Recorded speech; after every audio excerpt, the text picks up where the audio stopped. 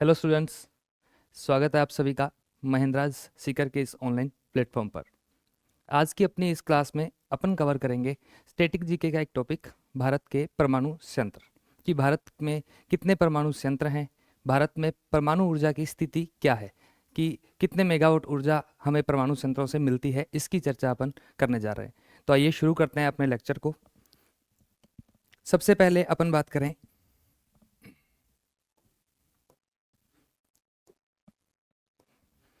सबसे पहले बात करें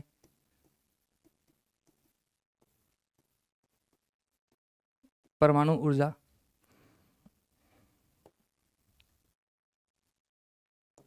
परमाणु ऊर्जा, आपको ये ध्यान रखना है कि सबसे पहले इस पर किसी भी प्रकार का कंट्रोल है या किसी भी प्रकार के नियम जो बनेंगे वो केंद्र सरकार ही बना सकती है। क्यों बना सकती है? क्योंकि परमाणु ऊर्जा को संविधान की 7वीं अनुसूची में इसे संघ सूची का विषय माना गया है, अपन जिसको कहते हैं केंद्र सूची का विषय माना गया है। केंद्र सूची का विषय मतलब इसका क्या मतलब है? इसका मतलब है ऐसे टॉपिक्स जिन पर सिर्फ और सिर्फ भारत सरकार ही कानून बना सकती है, संसद ही कानून बना सकती है, वह संघ सूची का विषय कहलाता है। इन सभी लिस्ट अपने को कहाँ मिलती है? संविधान की 7वीं अनुसूची में अपने को 3 प्रकार की लिस्ट मिलती है, जिसमें से एक है संघ सूची। जैसे इस पर एक कानून बनाया भी गया है भारत में संसद द्वारा, परमाणु ऊर्जा अधिनियम 1948।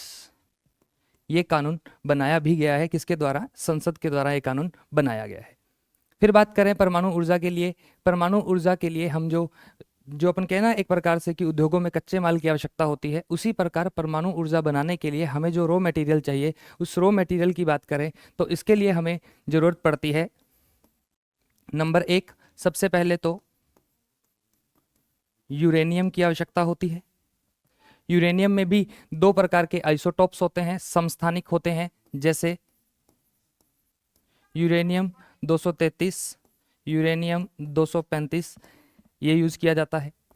दूसरी बात, इसके अलावा यूरेनियम के साथ ही थोरियम, जो कि साउथ इंडिया में पाया जाता है, थोरियम इसके लिए फेमस है। केरल की मोनोजाइट सैंड जो है वो थोरियम के लिए फेमस होती है। तो थोरियम है, इसका एक आइसोटोप है TH232, वो आइसोटोप यहाँ पाया जाता है। फिर इसके लिए एक अपने बात करें तो प्लूटोनियम,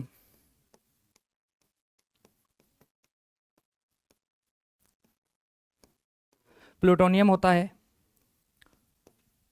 प्लूटोनियम 239 एक इसका जो सामग्री है उससे बनता है। तो आपसे पूछा जाए परमाणु ऊर्जा किस सूची का विषय है? संघ सूची का विषय है। बनाने के लिए हमें किस परमाणु सामग्री की आवश्यकता होती है? तो सामग्री यहाँ आपके सामने लिखी हुई है, यूरेनियम, थोरियम, यूरेनियम, थोरियम और प्लूटोनियम, इसकी सामग्री आवश्यक होती है। अब बात करें परमाणु ऊर्जा के लिए प्रक्रिया की,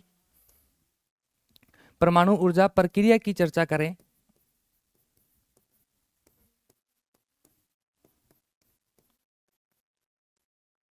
परमाणु ऊर्जा प्रक्रिया की चर्चा करें तो प्रक्रिया इसकी नाभिकीय विखंडन प्रक्रिया का यूज किया जाता है।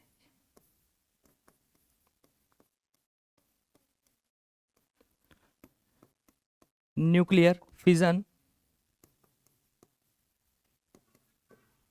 न्यूक्लियर फिजन एक प्रोसेस होती है जिसमें भारी नाभिक पर न्यूट्रॉन का प्रहार कराकर, ये पूरा एक साइंटिफिक प्रोसेस है, इसमें आप इतना दिमाग ना लगाएं तो अच्छी बात है।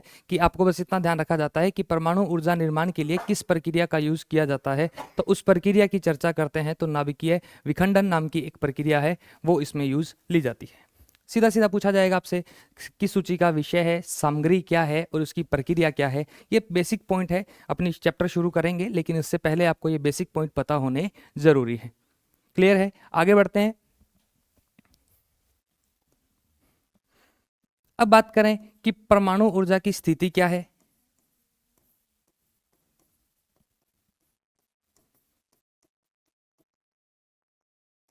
परमाणु ऊर्जा की स्थिति क्या है? अगर भारत के ऊर्जा स्रोतों की बात की जाए, भारत के ऊर्जा स्रोत की बात की जाए तो परमाणु ऊर्जा 5वें नंबर पर है, परमाणु ऊर्जा 5वें स्थान पर है।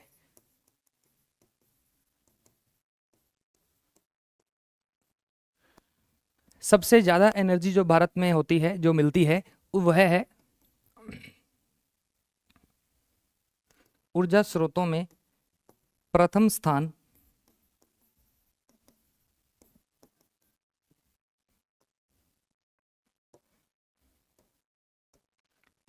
की बात करें तो वो है जीवाश्म ईंधन,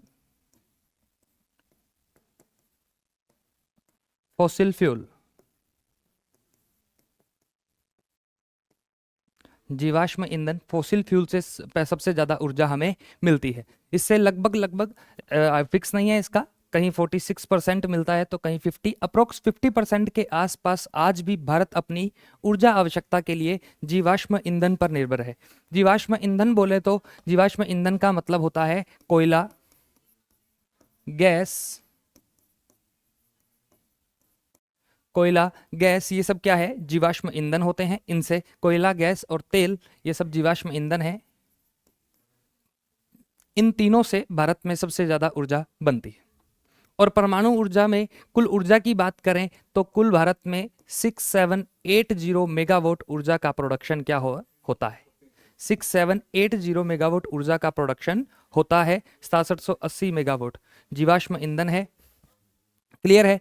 तो ये अपनी बेसिक चर्चा है परमाणु ऊर्जा पर, कि परमाणु ऊर्जा कितनी है, कौन से स्थान पर है, उसके बारे में अपनों ने चर्चा की। अब अपन बात करते हैं परमाणु ऊर्जा के लिए ढांचागत स्रोत क्या है, मतलब कि ऐसा जो संस्थागत तंत्र जो बनाया गया है उसकी बात करते हैं कि भारत में परमाणु ऊर्जा से संबंधित कौन कौन सी संस्थाएं हैं, कौन कौन से जो आयोग या विभाग बने हुए हैं उनकी बात करते हैं। देखिए,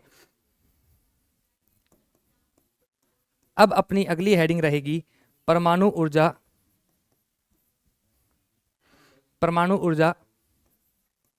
का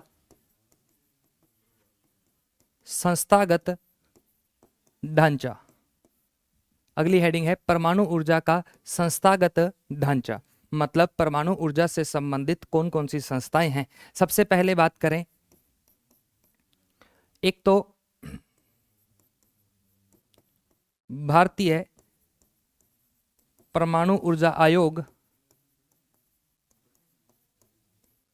भारतीय परमाणु ऊर्जा आयोग है। यह बनाया गया था 1948 ईस्वी में।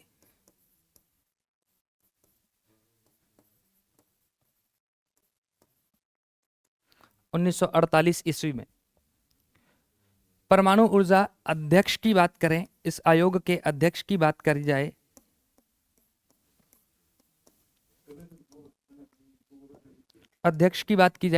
तो अध्यक्ष है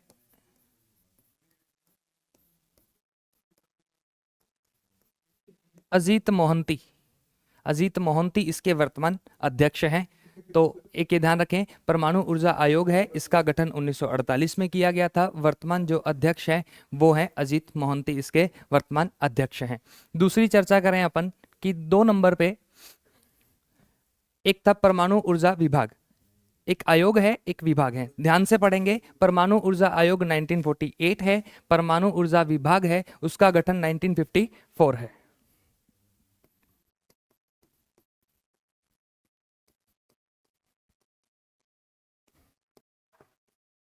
भारतीय परमाणु ऊर्जा विभाग, इसका गठन किया गया था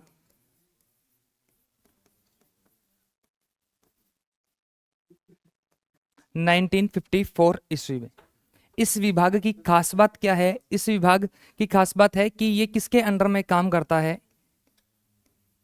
प्रधानमंत्री के अधीन ये काम करता है। इसका अध्यक्ष प्रधानमंत्री होता है। एक प्रकार से पूरा कंट्रोल जो है इस पर किसका रहता है? इसका प्राइम मिनिस्टर का इस पर पूरा कंट्रोल रहता है। तो ये अपने संस्थागत ढांचा है, इसके यहाँ आपको ध्यान रखना है। फिर इसके अलावा एक बात करें तो एक संस्था और यहाँ अपन पढ़ सकते हैं, एक है बार्क, बाबा एटॉमिक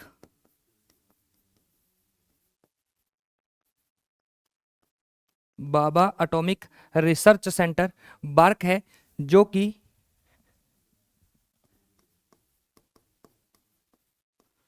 ट्राम्बे महाराष्ट्र में स्थापित किया गया है। बॉम्बे ट्राम्बे महाराष्ट्र में स्थापित किया गया है। तो आपसे कभी पूछा जाए कि भारत के परमाणु ऊर्जा से संबंधित संस्थागत ढांचे का उल्लेख करो, तो आप वहां लिखेंगे कि एक परमाणु ऊर्जा आयोग है जो 1948 में बनाया गया था।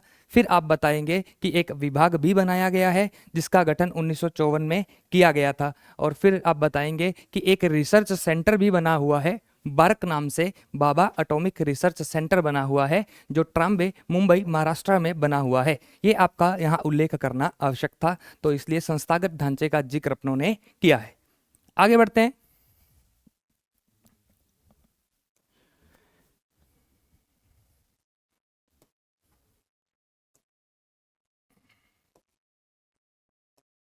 हाँ जी, देखिए अब बात करें अपन इसमें कि भारत में कुल परमाणु ऊर्जा संयंत्र कितने हैं? तो भारत में कुल परमाणु ऊर्जा संयंत्रों की संख्या कितनी है? 7।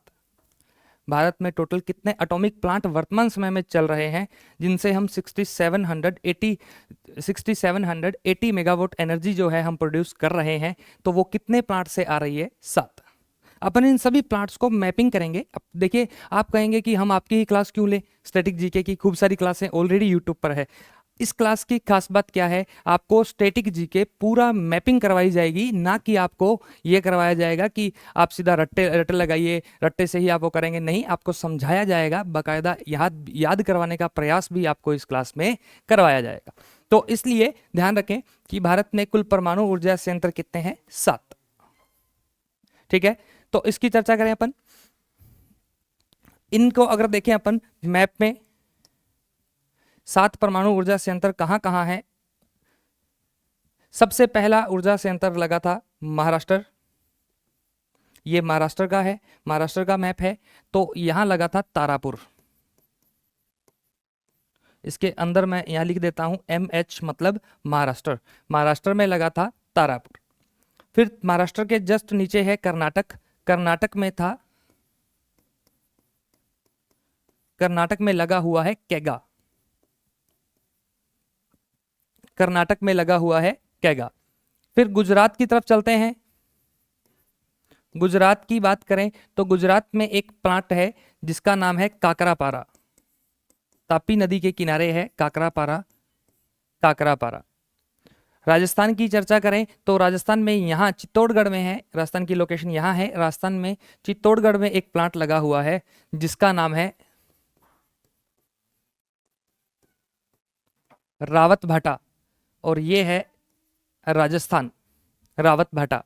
कितने हो गए? 4। कौन कौन से?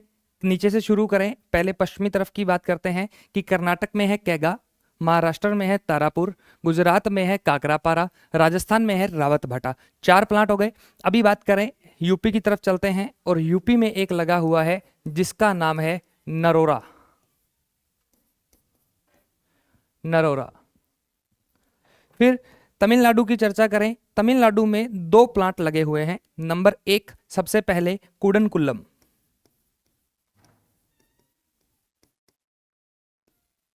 कुडनकुल्लम जो कि तमिलनाडु में है,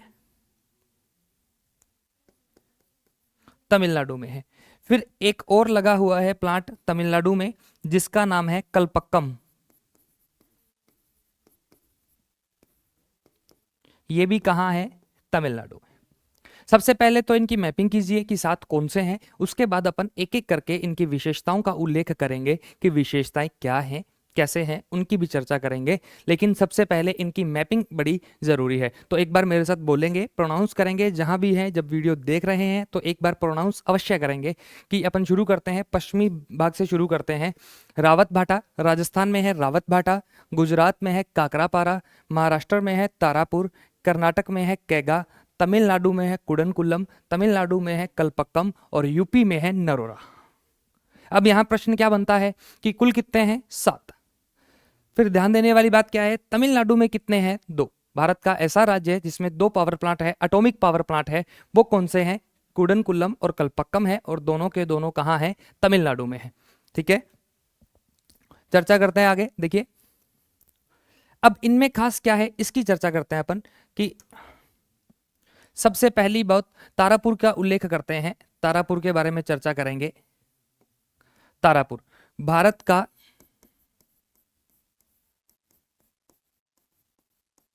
पहला परमाणु संयंत्र, first atomic plant of India was Tarapur which is located in Maharashtra and established in 1969, 1969 में स्थापित किया गया था। 1969 में स्थापित किया गया था और किसके सहयोग से स्थापित किया गया था? यहां हमारा साथ दिया था अमेरिका ने। यहाँ हमारा साथ किसने दिया था? अमेरिका ने यहाँ हमारा साथ दिया और तारापुर को स्थापित करने में हमें सहयोग दिया और टेक्निकल जो असिस्टेंस हमें चाहिए था वो उपलब्ध करवाया किसने? अमेरिका ने। तो तारापुर की विशेषता जिसमें आपको 3 बातें ध्यान रखनी है। नंबर 1 महाराष्ट्र में है और भारत का पहला परमाणु संयंत्र है। लगाया कब गया था? 1969 में लगाया गया था। और इसके बाद ध्यान रखेंगे कि किसके सहयोग से लगाया गया था? अमेरिका के सहयोग से लगाया गया था। अक्सर क्या है, कुडनकुल्लम वाले का प्रश्न पेपर में देखा जाता है कि कुडनकुल्लम परमाणु संयंत्र किस देश के सहयोग से लगाया गया है। तो इसकी ये क्वेश्चन एग्जाम में देखा जा चुका है। वैसे रूस है, लेकिन पढ़ेंगे इसके बारे में भी। रूस में लगाया गया था। क्लियर है? आगे बढ़ते हैं। इनमें से फिर और किसकी विशेषता है? और बात करें तो रावत भाटा के बारे में कुछ चर्चा करने लायक है। रावत भाटा ये किस प्रकार का संयंत्र है? दाबित भारी जल संयंत्र है। दाबित भारी जल संयंत्र है। दाबित भारी जल संयंत्र, इसको भारी जल को शॉर्ट फॉर्म क्या होता है? D2O, ड्यूटेरियम ऑक्साइड इसका D2O होता है भारी जल को। मतलब इसका क्या होता है? ये क्या होता है दाबित भारी जल? या सिंपल देखिए, भारी जल जब हम यूज करते हैं तो वो गर्म होने के लिए 100 डिग्री से एक्स्ट्रा टेम्परेचर चाहिए होता है उसको। जब परमाणु संयंत्र में जो पोर्शन होता है उसमें जब वो ऊर्जा जब बनती है तो वो जो मेन सिस्टम इसका काम करता है अत्यधिक गर्म हो जाता है। तो उसके चारों तरफ पानी भरा जाता है ताकि जब गर्म हो, जो अंदर वाले जो मशीनरी है वो गर्म होगी, तो गर्म होने के कारण पानी उसकी जो हीट है वो सोख लेगा और उस मशीनरी को क्या रखेगा? ठंडा। वहां हम पानी को रोटेट करते रहेंगे तो उन्हें ये ध्यान रहेगा वहां मशीनरी ठंडी रहने का काम करेगी। वहां हम पानी का यूज करते हैं, लेकिन इनमें नॉर्मल पानी का यूज किया गया था। लेकिन रावत भाटा पहला ऐसा प्लांट था जिसमें D2O का यूज किया गया था। भारी जल का वैज्ञानिक नाम या रासायनिक नाम क्या है? वो इसका D2O है। ठीक है, तो रावत भाटा भारत का पहला दाबित भारी जल संयंत्र है और इसके लिए इंग्लिश में जो टर्म यूज होती है प्रेशराइज्ड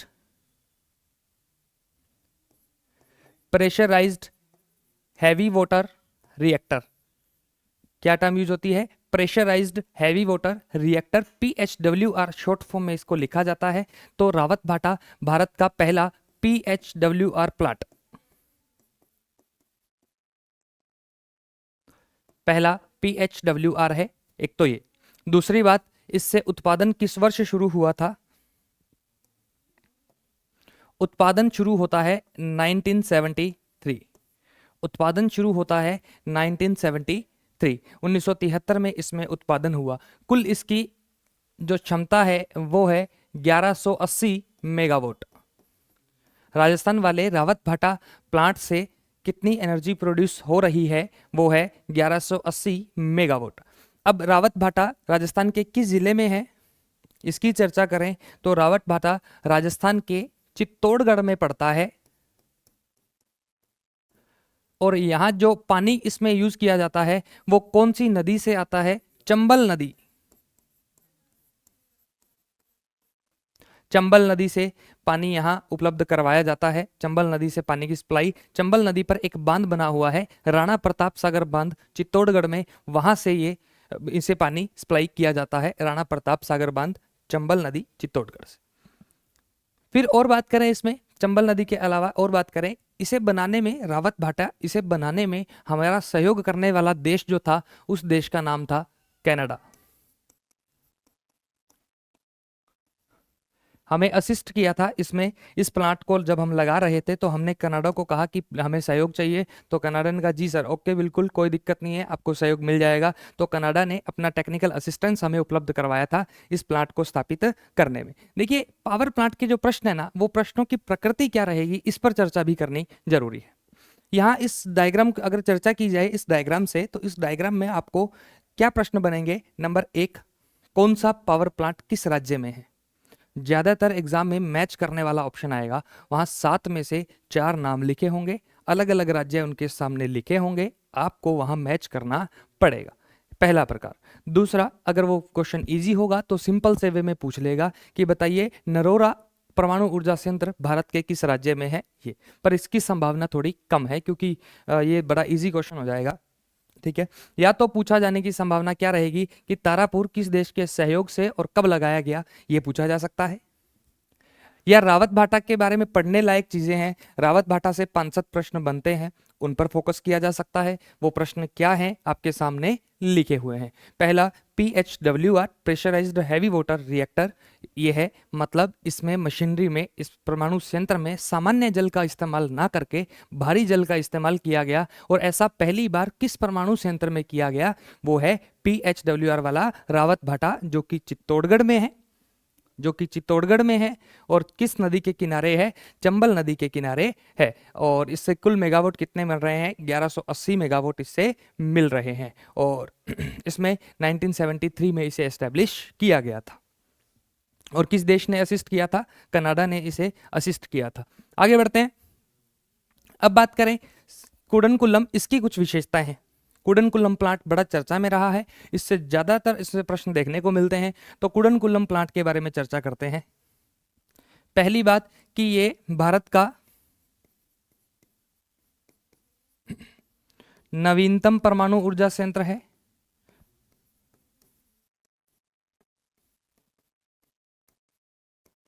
भारत का नवीनतम परमाणु ऊर्जा संयंत्र है। दूसरा, इसके लिए हमें सहयोग करने वाला देश कौन सा था, रूस। रूस ने हमें इसमें असिस्ट किया था, रूस के सहयोग से इसे स्थापित किया गया था।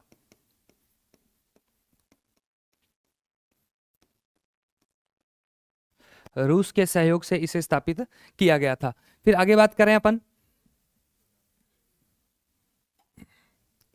और इसमें एक फैक्ट और है इसके बारे में कि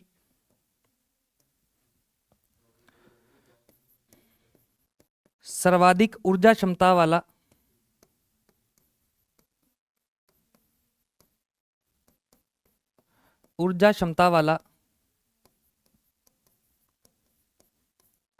संयंत्र है।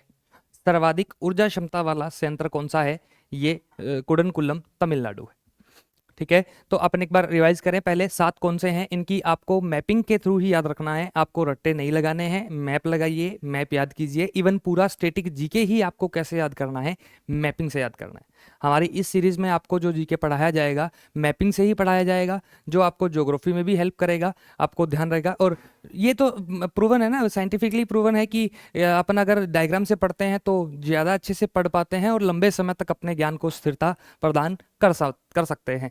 तो ये है, एक बार रिवाइज करेंगे मेरे साथ, फिर से रिवाइज करेंगे कौन कौन से हैं। राजस्थान में कौन सा है, रावत भाटा, चित्तौड़गढ़ जिले में चंबल नदी के किनारे राणा प्रताप सागर बांध पर बना हुआ है। गुजरात वाला काकरापारा है, महाराष्ट्र में तारापुर है, कर्नाटक में कैगा है, और फिर तमिलनाडु की बात करें कुडनकुल्लम और कलपक्कम है, और ऊपर यूपी में नरोरा है। तो टोटल कितने हुए, 7 हैं। 7 में से 3 की खास विशेषताएं हैं। मैंने जानबूझ के एक ही डायग्राम बनाया है कि आपको यहाँ स्क्रीनशॉट भी ले सकते हैं आप इसका। तो एक बार मैं साइड हो जाता हूँ।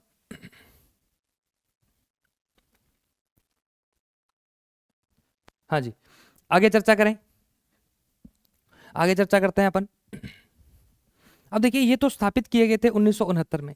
इससे पहले भारत ने कुछ ऐसा भी एक प्रायोगिक तौर पर भी एक जो परमाणु संयंत्र लगाया था। प्रायोगिक मतलब ट्रायल किया था कि हम देखते हैं कि क्या हम कामयाब हो पाएंगे या नहीं। तो इसके लिए सरकार ने एक जो लगाया था पहला प्रायोगिक परमाणु संयंत्र, ये 7 हैं। 7 अपन मैप में देख चुके हैं कि कौन कौन से हैं। अब बात करते हैं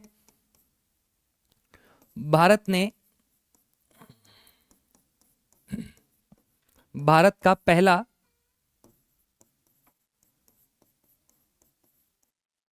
प्रायोगिक परमाणु संयंत्र, भारत का पहला प्रायोगिक परमाणु संयंत्र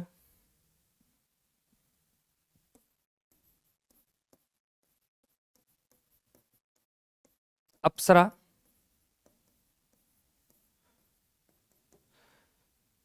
अप्सरा था पहला परमाणु संयंत्र का नाम। ये अप्सरा वो स्वर्ग वाली अप्सरा नहीं है, यहाँ ध्यान दें। ये अप्सरा क्या है? ये परमाणु ऊर्जा संयंत्र का एक नाम है। परमाणु ऊर्जा संयंत्र जो हमने ट्रायल के लिए बनाया था, एक्सपेरिमेंटल जो हमारा एटॉमिक प्लांट है, प्रायोगिक परमाणु संयंत्र है, ताकि हम इस पर रिसर्च, इसमें ट्रायल कर पा रहे थे कि परमाणु संयंत्र को यदि स्थापित करते हैं तो दिक्कत क्या आती है, ऑपरेट करने के लिए किस प्रकार का ज्ञान चाहिए। इन सब बातों के लिए हमने क्या किया था, परमाणु ऊर्जा संयंत्र लगाया था, और वो लगाया था अप्सरा, नाम है उसका अप्सरा। लगाया गया था 1956 में। और इसकी बात करें ये कहाँ लगाया गया था, अभी अपनों ने एक संस्था पढ़ी थी जिसका नाम था बार्क, ये लगाया गया था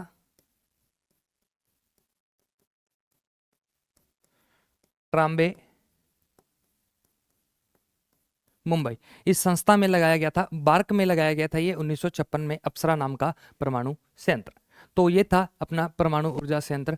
और बात करें, आपको यदि और प्रश्न बताए जाएं कि क्या प्रश्न बन सकते हैं, तो आपको ये भी ध्यान रखना है कि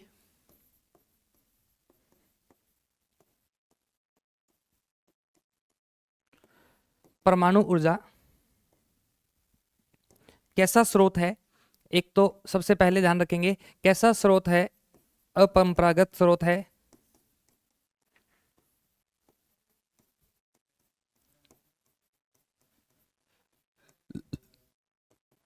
नॉन कन्वेंशनल है, नॉन कन्वेंशनल है, और इसके साथ ही ये कैसा स्रोत है, ये अनवीकरणीय स्रोत है, नॉन रिन्यूएबल है,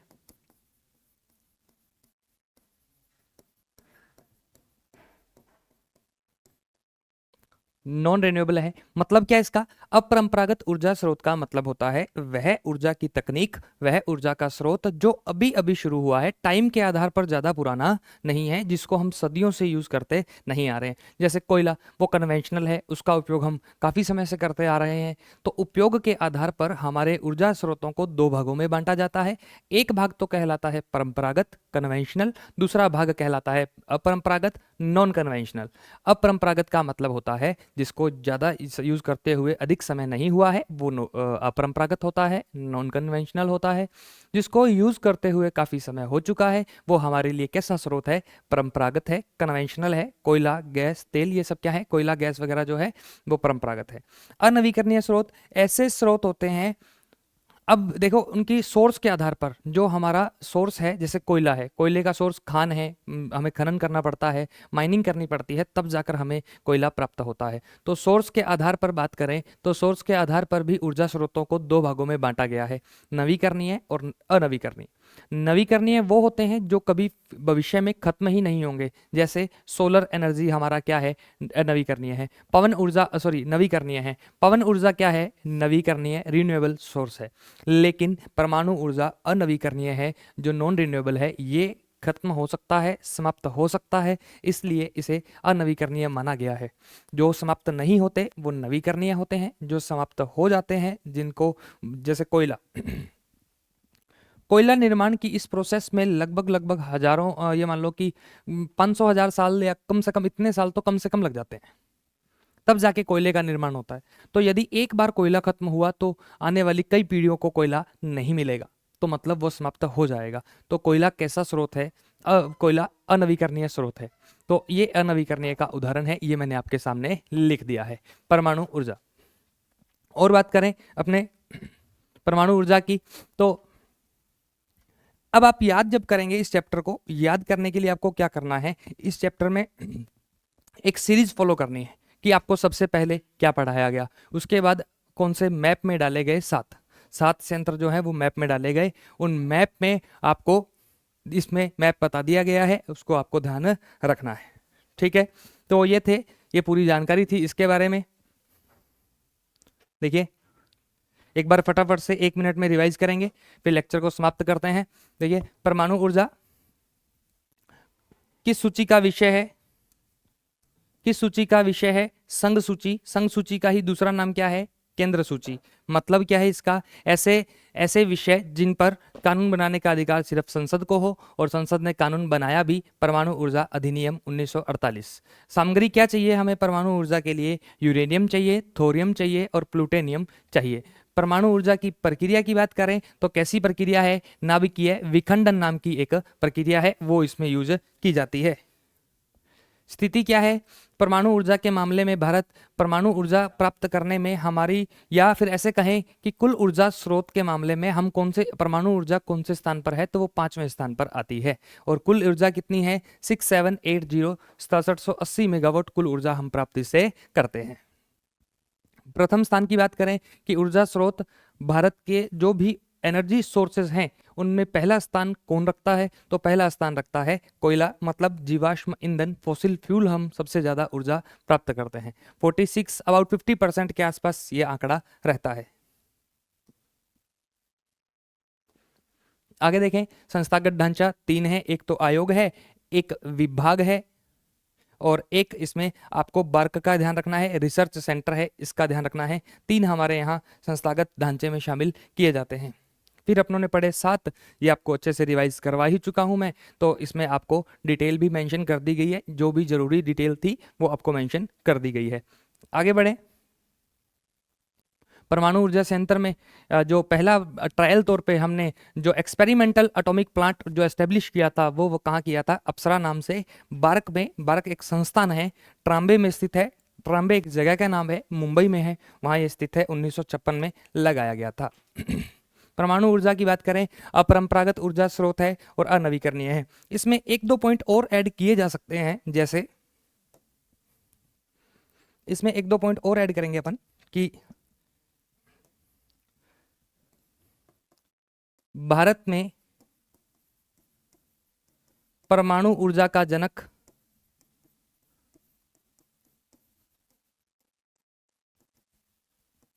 doctor Homi Jehangir Bhabha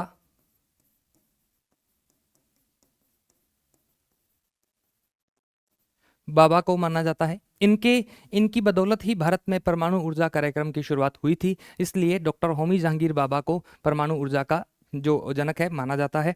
father of atomic energy कौन है? डॉक्टर होमी जहांगीर बाबा। और इन्हीं बाबा के नाम पर ही रखा गया है क्या? किसका नाम? Bhabha atomic research centre. फिर एक और बात कर रहे हैं अपन कि परमाणु ऊर्जा वाला हो गया, इसी के साथ आपको जनक की जब बात चल रही है तो एक जनक अंतरिक्ष कार्यक्रम के भी हैं।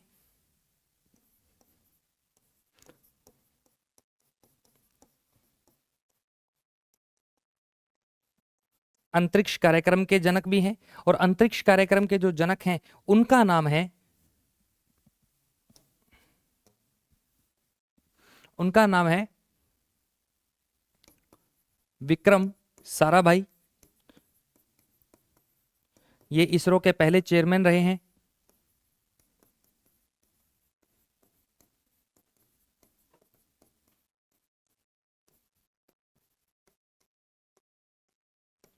इसरो के पहले चेयरमैन रहे हैं विक्रम साराभाई। हाल ही में आपको याद होगा चंद्रयान 3 अभी लॉन्च किया गया था, जो अपने लिए बड़ा गौरवान्वित करने वाला पल था। उसमें आपको ध्यान है विक्रम लैंडर, एक जो अपने लैंडर था जो चंद्रमा पर लैंड किया था। आपको पता होगा, स्वाभाविक सी बात है, आपने पढ़ा होगा चंद्रयान 3 के बारे में। मैं आपको थोड़ा सा बता देता हूँ कि इसमें एक लैंडर था और एक इसमें जो रोवर था। लैंडर मतलब क्या होता है? ये 3 प्रकार के होते हैं वैसे, ऑर्बिटर, लैंडर और रोवर। ऑर्बिटर तो वो होता है जो किसी ग्रह के चारों तरफ चक्कर लगाता है, उस पर उतरता नहीं है, वह यान क्या कहलाता है? ऑर्बिटर। जैसे मार्स एक ऑर्बिटर था। दूसरा अपन बात करें, एक होता है लैंडर, जो हम सैटेलाइट भेजते हैं, वो सैटेलाइट को सेट होता है इस पर, मतलब चंद्रमा पर उतरता है, जमीन पर अपनी पकड़ बनाता है और वहीं ठहरा रहता है, चिपक जाता है वो वाला क्या होता है? लैंडर। एक होता है रोवर, वो होता है जो चांद पर उतरता है, चांद पर उतरा था और उतरकर मूव करा। रिमोट वाली कार जो होती है ना एक प्रकार की, वो क्या है, रोवर का उदाहरण है। ऐसी ही रिमोट वाली कार इसरो ने चंद्रमा पर भी चलाई थी। तो वो चंद्रयान जो था उसमें जो लैंडर है, लैंडर का नाम क्या था, विक्रम। वो विक्रम क्यों था, क्योंकि विक्रम साराभाई को ही समर्पित था, विक्रम साराभाई के नाम पर ही रखा गया था उसका नाम। तो ये है। यहाँ फिर अगर और चर्चा करें अपन तो इसमें ये भी देख सकते हैं,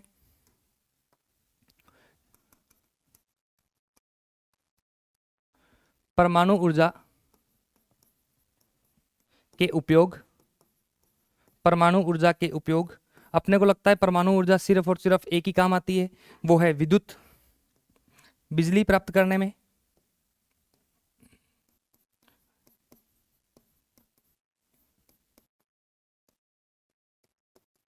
बिजली प्राप्त करने में। दूसरा,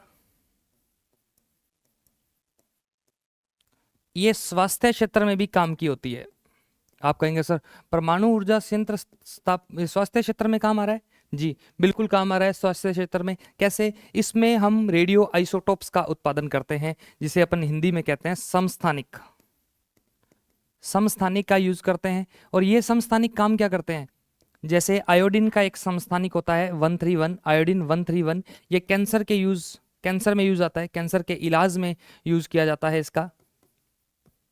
तो कैंसर के इलाज में इसका यूज किया जाता है आयोडीन, तो ये इस भी काम करता है। और फिर इसका कृषि क्षेत्र में भी यूज आता है,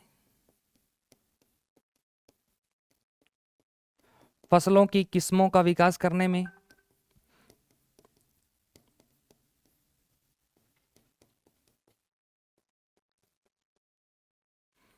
फसलों की किस्मों का विकास करने में काम आता है।